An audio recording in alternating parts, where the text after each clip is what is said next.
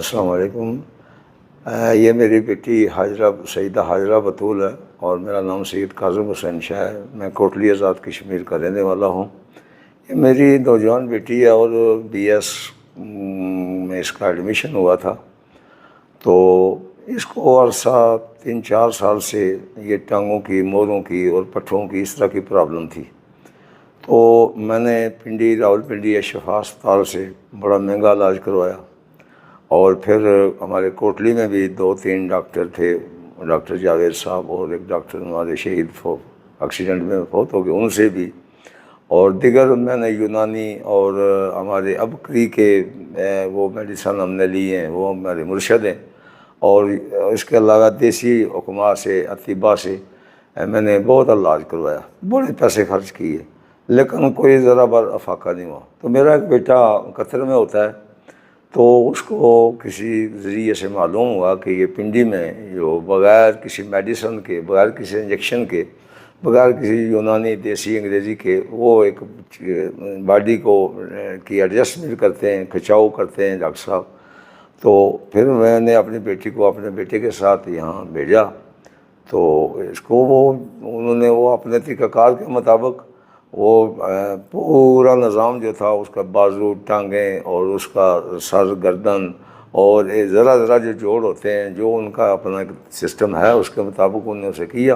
جو وہ بیٹا میرا کہہ رہا تھا کہ برداشت نہیں ہو رہی تھی کہ یہ مار ہی نہ جائے، لیکن الحمدللہ وہ صحیح ڈاکٹر صاحب پڑھے لکھے آدمی اور صحیح اپنے سسٹم میں ماہر ہے وہ، تو وہ الحمدللہ پھر اس نے صبر بھی کیا۔ یہ کچھ 6 سیشن ہوتے ہیں ان کے، تو وہ 4 تو دن کو ہوئے اور 2 اگلی صبح ہونے تھے، تو پھر رات کو ادھر رہنا پڑا، وہ رہ گئے اور تو کرائی پھر واپس چلے گئے۔ یہ 3 مہینے کا یعنی سسٹم تھا کہ 3 مہینے کے بعد دوبارہ چیک کرانا ہے۔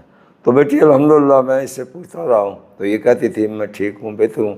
تو ویسے ہی انسان کبھی کوئی کمی کوتاہی ہو جاتی ہے، تھوڑی سی سے پرابلم ہو گئی، تو پھر میں 23 مئی کو پھر اسے لے کر یہاں ڈاکٹر صاحب کے پاس پنڈی CTPI ہاسپٹل میں ان کے کلینک میں لے آیا۔ تو الحمدللہ انہوں نے پھر وہ سسٹم سے پوچھا کیا، تو تھوڑا سا پرابلم اسے ہوا تھا، لیکن وہ انہوں نے پھر وہ کھچاؤ مچاؤ کیا جو اپنا طریقہ کار ان کا ہوتا ہے۔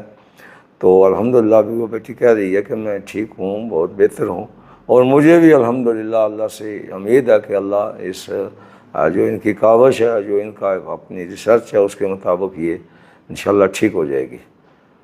تو میں دعا گو بھی ہوں ان کے لیے کہ چلیں، اگر میری بیٹی ٹھیک ہوگی۔ میں نے پھر اپنی بھتیجی بھیجی، یہ مجھے یاد نہیں رہا، حافظ عباس صاحب کی بیٹی ہے میری، وہ بھتیجی ہے، حقیقی بھتیجی ہے، وہ میں نے بھیجی۔ تو وہ بھی الحمدللہ اس کی والدہ رات کو ملی تھی، تو وہ کہہ رہی تھی کہ بہتر ہے۔